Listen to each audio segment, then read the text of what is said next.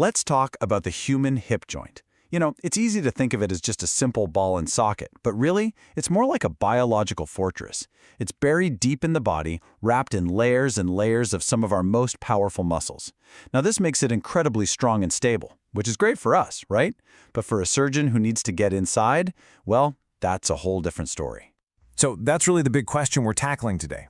How in the world do you chart a course through this unbelievably complex landscape? How do you perform what can be life-changing surgery without, causing a disaster along the way?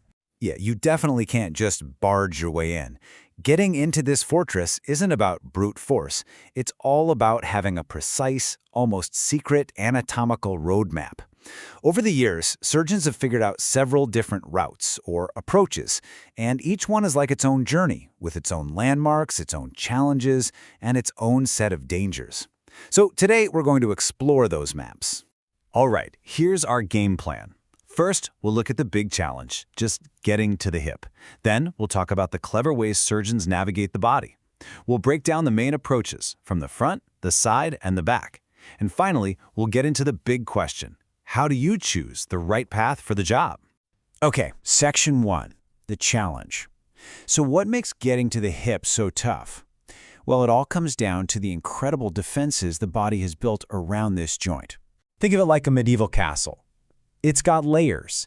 The outer wall, that's your gluteus maximus, literally the biggest muscle in your whole body.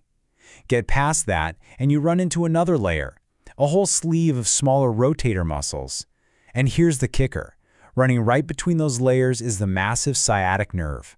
It's like a major information highway you absolutely cannot damage. I love this concept of the pelvic deltoid, the idea that the whole area is wrapped in this continuous muscular sheath, just like the deltoid muscle covers your shoulder.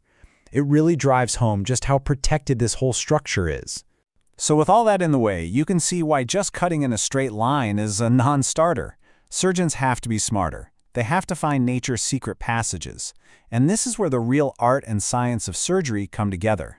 And the key to finding those passages is a concept called the internervous plane. Honestly, this is kind of the holy grail for a surgeon. It's this natural seam, this gap between muscles that get their instructions from different nerves. If you can find that seam and work within it, you can part the muscles like curtains without cutting them or damaging their nerve supply. It's the most elegant, function-preserving way to get where you need to go. And this really lays out the fundamental choice, right? You've got two main options. Path A, you follow that elegant interverse plane going between the muscles. Path B, you go for a more direct route, which might mean you have to split right through muscle fibers. Now, splitting can give you a great view, no doubt, but it always comes with the risk of damaging that muscle and its nerve. It's the classic surgical trade-off, elegance versus direct access. So let's look at our first major highway to the hip, the approach from the front. The anterior approach is a big deal precisely because it uses one of those beautiful, true internervous planes. So here's the map for that anterior route. The surgeon is looking for a very specific gap right between two muscles, the sartorius, which is fed by the femoral nerve, and the tensor fasciae latae, fed by the superior gluteal nerve. See what's happening? Two different muscles, two totally different nerve supplies. That's our internervous plane. Now, it's not a complete free ride. There's an important artery that crosses this path, so that has to be carefully dealt with. But once that's handled, the muscles can just be gently retracted, pulled aside, and boom, you're looking right at the hip joint capsule. The huge upside here, and why it's getting so popular for hip replacements, is that by sparing the muscles, patients can potentially have a faster initial recovery. That just makes sense, right? But like any route, there are hazards. The big one to watch out for is a little nerve called the lateral femoral cutaneous nerve. It's just a sensory nerve, but if it gets stretched or damaged, it can leave you with some annoying numbness on the outside of your thigh. All right, let's pivot to the side. The lateral and anterolateral approaches. These are really the workhorses of hip surgery. They've been around a long time. The challenge here is navigating the super important abductor muscles. These are the muscles that let you lift your leg out to the side, and, crucially, they keep your pelvis from dropping when you walk. And you've got a couple of flavors here. The anterolateral path slips between two muscles, the tensor fasciae latae and the gluteus medius. But the direct lateral path, also called transgluteal, does exactly what it sounds like. It goes right through the gluteus medius muscle. splitting its fibers. Either way, you have to work with that critical abductor mechanism to really get the exposure you need. So why do so many surgeons love these side routes? Simple. They give you an incredible, top-down view of the hip socket, the acetabulum. And that is absolutely crucial for getting an implant positioned just right. But there's a big but.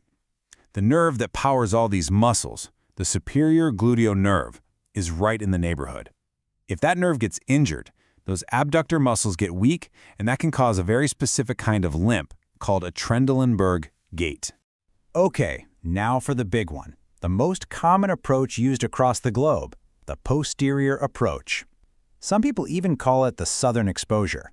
It's the go-to for a lot of surgeons because it's relatively quick, it's straightforward, and the access you get is just fantastic. So this one doesn't use a neat internervous plane. Instead, the surgeon starts by splitting the fibers of that huge gluteus maximus muscle. This opens a window to the next layer down, this sleeve of short external rotator muscles. And now for the really brilliant part. The surgeon carefully detaches the tendons of those little muscles and then uses them, get this, as a natural protective shield. They literally fold them back over the sciatic nerve to keep it safe and out of the way. It's such a smart, elegant move. Yeah, this quote really says it all, doesn't it? With this approach, the sciatic nerve is the elephant in the room. You have to know where it is at all times. Everything you do is planned around it. Protecting that nerve is job number 1, 2, and 3. This posterior route is a real jack of all trades. It's fantastic for revision surgeries where you really need to see the thigh bone, the femur, clearly. The pros? Speed and great exposure. The cons? Well, we just talked about the main one, the sciatic nerve. And there's also a bit of a debate about whether it might have a slightly higher risk of the hip dislocating afterward.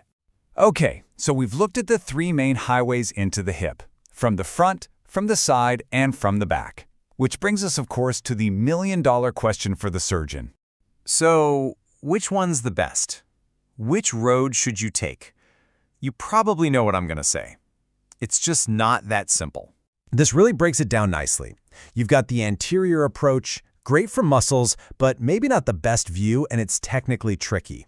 Then there's the lateral approaches, fantastic view of the socket, but you're worried about that nerve and a potential limp. And finally, the posterior approach, amazing access to the femur, but you have to be so careful with the sciatic nerve. You see, every single one has its own unique set of trade-offs, a balance of risk and reward. And that's the bottom line, really. There is no single best approach. It's not a one-size-fits-all situation. The right choice, the right road, it completely depends on the patient, on the specific procedure being done, and you know what? A huge part of it is what the surgeon is most skilled and comfortable with. Which leaves us with a really cool question to chew on. You know, all these paths we've talked about, they're the classic, well-traveled roads that surgeons have used for decades.